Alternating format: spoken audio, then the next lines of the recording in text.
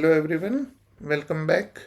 અને આપણી પેપર સિરીઝમાં આપણે આ વખતે 28 એડવર્ટાઇઝમેન્ટના ગુજરાતીના પેપરનું સંક્ષેપીકરણ જોવા જઈ રહ્યા છીએ.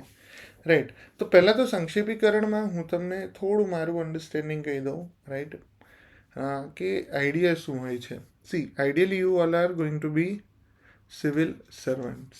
રાઈટ, અને સિવિલ સર્વન્ટ્સનું મેજર કામ શું હશે કે તમારી જોડે બહુ બધી ફાઇલ્સ આવશે, મોટી મોટી ફાઇલો આવશે, એન્ડ બહુ બધા કેસીસ આવશે.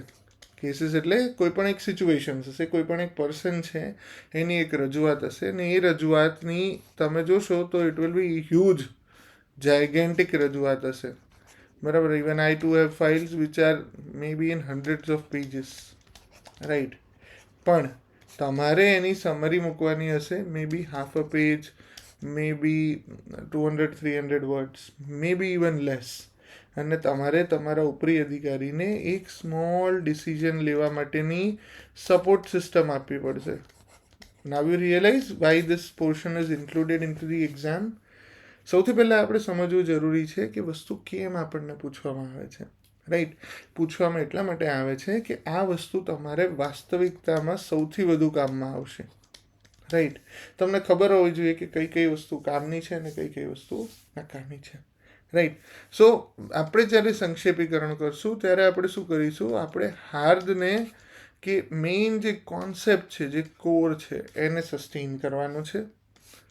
બરાબર, ઉદાહરણ બધા અને બીજા જે એક્ઝામ્પલ્સ છે એને તમારે એક્સક્લુડ કરવાના છે, રિમૂવ કરવાના છે, દૂર કરી દેવાના છે. બરાબર, રિપીટેટિવ કોઈ થીમ હોય, એક વસ્તુને આ રીતે સમજાવી પછી બીજી રીતે સમજાવી એને કાઢી નાખવાની છે. કોઈનો કોઈ ઓપિનિયન હોય કે ડિસ્કશન હોય જે પકરામાં જ હોય એને પણ બને ત્યાં સુધી રિમૂવ કરી દેવાનું છે. ઇનડાયરેક્ટ હોય તો તમારે ડાયરેક્ટમાં આવી જવાનું છે. બરાબર, અને ઓવરઓલ તમારે મિનિંગ સસ્ટેઇન કરવાનો છે. મિનિંગ સસ્ટેઇન કરવાનો છે. સમજાઈ ગયું? ઓવરઓલ આટલું કંઈક આપણે કરીશું ને હમણાં આપણે જે આ વખતનું પેપર હતું એને પ્રેક્ટિકલી સોલ્વ કરવાનો ટ્રાય કરશું. સો સમજી ગયા કે કોઈ પણ સંક્ષેપીકરણ છે એમાં હાર્ટ પકડી રાખવાનું. બરાબર, હાથ પકડી રાખવાનું, પણ ઉદાહરણ છે, રિપીટેટિવ થીમ છે, અનનેસેસરી લાંબા વાક્યો છે, એ બધું કરવાનું. અને જનરલી બને ને તમારું જો શબ્દ ભંડોળ સારું હોય તો શબ્દ સમૂહ માટે એક શબ્દ, બરાબર, એનાથી વસ્તુઓને રિપ્લેસ કરવાની. Right, you can even reduce lesser than 150 words. આપણા કેસમાં આઈ થિંક 450 વર્ડ્સનું સમથિંગ આપેલું છે. Right, so without any further delay let us get into the topic. ચલો, સો આપણે જઈએ અને let us open it once again into our software so that we can edit it. Chalo, okay, yes,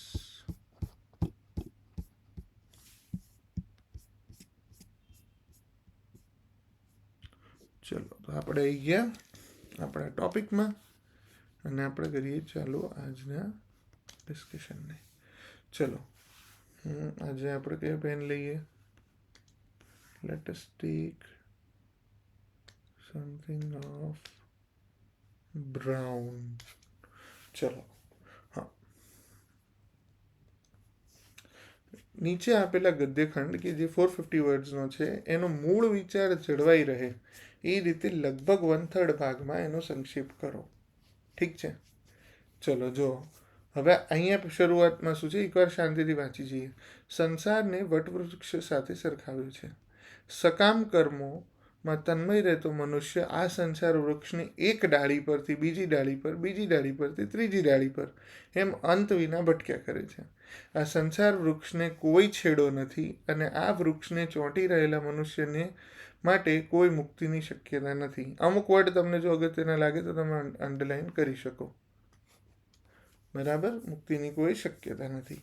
વેદ સૂક્તો આ વૃક્ષોના પાંદડા છે. બરાબર, અને આ વૃક્ષના મૂળ વિશ્વના સૌથી ઊંચા બ્રહ્મલોકથી શરૂ થાય છે. ઓકે, જો મનુષ્ય અવિનાશી માયા વૃક્ષને બરોબર પીછાણે તો જ તેનાથી છુટકારો મેળવી શકે. ઓકે, છુટકારો મેળવવો. બરાબર, આ છુટકારાની પ્રક્રિયા સમજવી જોઈએ. ભૌતિક પ્રવૃત્તિઓ વિશે અનાસક્તિ અને ભગવત ભક્તિ વિશે આસક્તિ એ ભક્તિનો પાયાનો સિદ્ધાંત છે.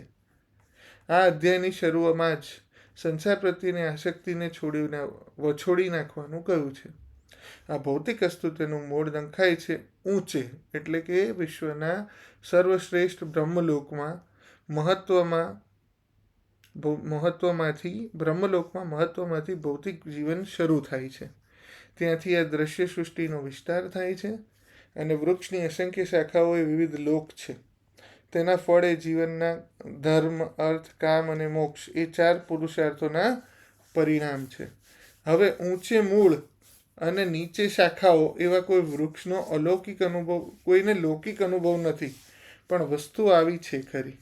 બરાબર. આવું વૃક્ષ જળાશય પાસે જડે છે. જળાશયના કિનારા પર વૃક્ષોના પ્રતિબિંબ પાણીમાં પડે છે ત્યારે તેમની શાખાઓ ઊંચે અને મૂળ નીચે ભાસે છે. શબ્દ ફેરે કહીએ તો આ સંસાર વૃક્ષ કેવળ આધ્યાત્મિક જગતરૂપી વાસ્તવિક વૃક્ષનું પ્રતિબિંબ છે. જેમ વૃક્ષનું પ્રતિબિંબ પાણી પર આધારિત છે, તેવી જ રીતે આધ્યાત્મિક જગતનું પ્રતિબિંબ ઈચ્છા પર આધારિત છે. જોરદાર. પ્રતિબિંબિત ભૌતિક પ્રકાશમાં રહેલી બધી જળચેતન વસ્તુઓની હસ્તીનું કારણ ઈચ્છા છે. ઓકે, ભૌતિક જગતમાં બધી જળચેતન વસ્તુનું કારણ ઈચ્છા છે. ભૌતિક અસ્તિત્વમાંથી છૂટવા માંગતા મનુષ્યએ આ વૃક્ષને ઝીણવટભરા અભ્યાસથી પૂરેપૂરું પીછાણવું જોઈએ. એ જ પછી તો જ એનો છેડો ફાડી શકાશે. આ સંસાર વૃક્ષ વાસ્તવિક વૃક્ષનું પ્રતિબિંબ છે, તેથી તેની આબેહૂબ પ્રતિકૃતિ છે. અહીં જે છે તે બધું જ આધ્યાત્મિક જગતમાં છે. નિવિશેષવાદીઓ બ્રહ્માને સંસારનું વૃક્ષનું મૂળ માને છે અને સંખ્યામાં પ્રમાણે એ મૂળમાંથી અનુક્રમે પ્રકૃતિ, પુરુષ, પંચમહાભૂત, 10 ઇન્દ્રિયો, મન વગેરે ધીમે ધીમે જુઓ તો એ બધી વસ્તુઓનો પ્રાદુર્ભાવ થાય છે, એટલે જન્મ થાય છે. આ પ્રમાણે સાંખ્યો ભૌતિક જગતનું 24 તત્વોમાં વિભાજન કરે છે. જો બ્રહ્માને જળ ચેતન સૃષ્ટિના મૂળ તરીકે ગણીએ તો અખિલ બ્રહ્માંડના આધા ભાગમાં ભૌતિક અને બીજા ગોળાર્ધમાં આધ્યાત્મિક જગત ગણાય. ભૌતિક જગત આધ્યાત્મિક જગતનું વિકૃત પ્રતિબિંબ છે. તેથી આધ્યાત્મિક જગતમાં પણ ભૌતિક જગત જેવું વિવિધરંગીપણું હોવું જોઈએ. પ્રકૃતિ ઈશ્વરની બહિરંગ માયા છે અને પુરુષ સ્વયં ઈશ્વર છે. બરાબર. પ્રકૃતિ ઈશ્વરની માયા છે અને પુરુષ સ્વયં ઈશ્વર છે. દ્રશ્ય સૃષ્ટિનો બધો વિસ્તાર ભૌતિક છે, તેથી તે ક્ષણિક છે. પ્રતિબિંબ ક્ષણિક હોય છે, કેમ કે તે કેટલીક વાર દેખાય છે તો કેટલીક વાર નથી દેખાતું. પણ પ્રતિબિંબનો ઉગમ એટલે કે ઈશ્વર શાશ્વત છે. વાસ્તવિક વૃક્ષના ભૌતિક પ્રતિબિંબ જોડેનો સંબંધ તોડી નાખવાનો છે. વાસ્તવિક વૃક્ષના ભૌતિક પ્રતિબિંબ જોડેનો સંબંધ તોડી નાખવાનો છે. જ્યારે કોઈ મનુષ્યને વેદોનો જાણકાર કહે છે ત્યારે તે અભિપ્રેત છે કે સંસાર વિશે આસક્તિને વછોડતા તેને આવડે છે. આ જાણનારા જ સાચો વેદ વેતા છે. પણ જે કેવળ વેદોમાં રહેલા કર્મકાંડને વળગી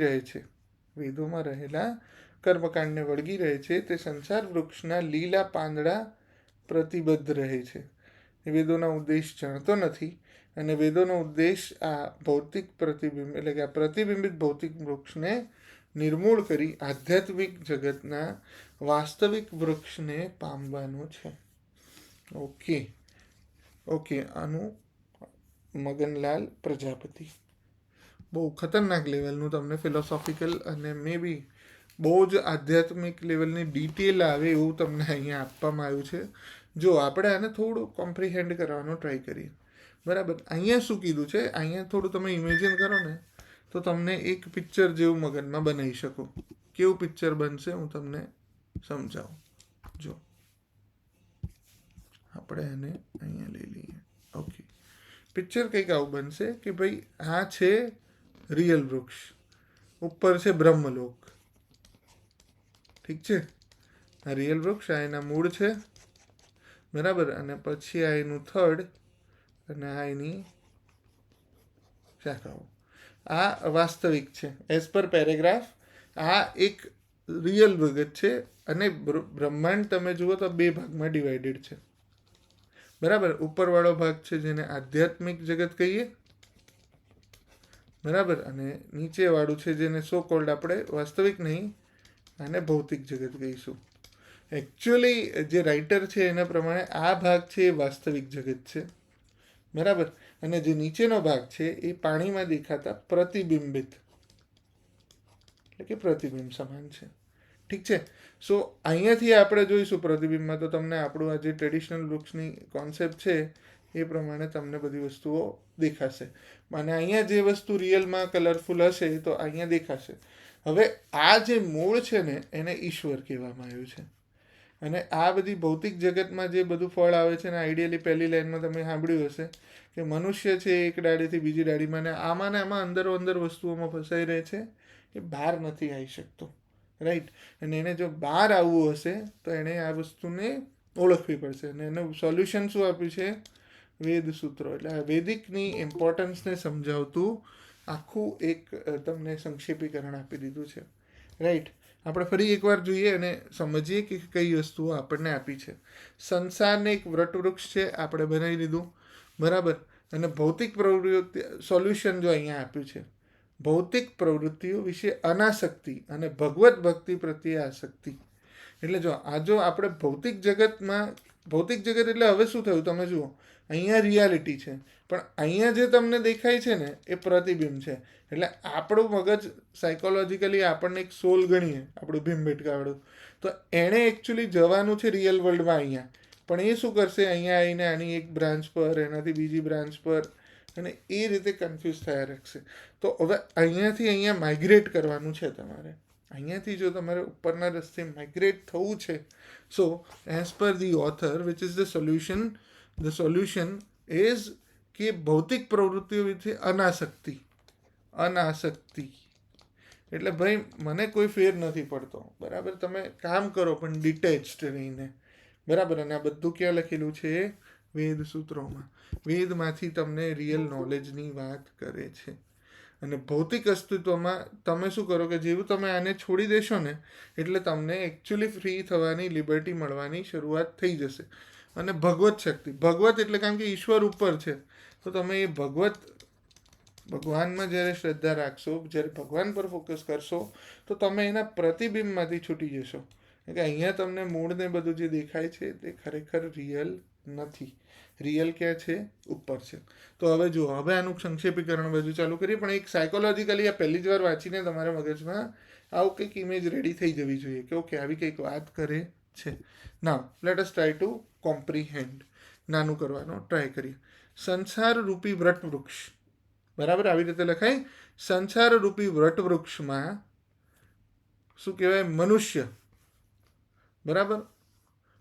જો હવે આપણે બનાવીએ છીએ સંસાર રૂપી વટવૃક્ષમાં મનુષ્ય સકામ કર્મો દ્વારા શું કરીએ છીએ? આપણે એને થોડું સમજવાનો ટ્રાય કરીએ છીએ. શું કરે છે મનુષ્ય? સકામ કર્મો દ્વારા એમાં અનંતપણે ભટક્યા કરે છે. એક ડાળી બીજી ડાળી કંઈ લખવાની જરૂર નથી. અને મુક્ત થતો નથી, બરાબર. મુક્ત થતો નથી. સંસાર રૂપી વૃક્ષ અને ભૌતિક વૃક્ષ એકબીજાના પ્રતિબિંબ છે, બરાબર. આવું કંઈક વાક્ય લખીને તમે આખા ઇન્સિડન્ટને સમજી શકો. આ કેસમાં તમે ઉદાહરણને છોડી નહીં શકો. કેમ નહીં છોડી શકો? કારણ કે આખું એક્ઝામ્પલ થ્રુ જ એક તમને આખી ઇમેજ બનાવવાનો ટ્રાય કરે છે, રાઈટ. અને પછી વાત કરે છે કે ભાઈ કેવી રીતે તમે ફસાયેલા રહો છો, બરાબર. ભૌતિક અસ્તિત્વ કે જે પ્રતિબિંબ છે એ કઈ રીતે થાય છે? મનુષ્યના કર્મો, સકામ કર્મો દ્વારા અને એના ફળ એટલે કે ધર્મ, અર્થ, કામ અને મોક્ષ દ્વારા નિર્મિત થાય છે, કહી શકાય. જો અહીંયા બધું છે ને, હવે કેવું આવશે, એક વસ્તુ તમારે સમજવાની જરૂર છે. હવે બધું પ્રોબેબિલિસ્ટિક ઇન નેચર થશે. તમે જે રીતે તમારું કોમ્પ્રિહેન્શન કરશો એ રીતે તમને ખબર પડશે. ઠીક છે. સો પહેલાં હું કહીશ કે સંસાર વટવૃક્ષ છે, જેની સકામ કર્મો દ્વારા મનુષ્ય અનંત પરે એક બીજી ડાળીઓમાં ફર્યા કરે છે અને મુક્ત થતો નથી. સંસાર રૂપી માયા વૃક્ષમાંથી છુટકારો મેળવવા અનાસક્તિ, બરાબર, ભૌતિક પ્રવૃત્તિઓ વિશે અનાસક્તિ અને ભગવત ભક્તિ વચ્ચે આસક્તિ દ્વારા જ છૂટી શકાય છે. બરાબર.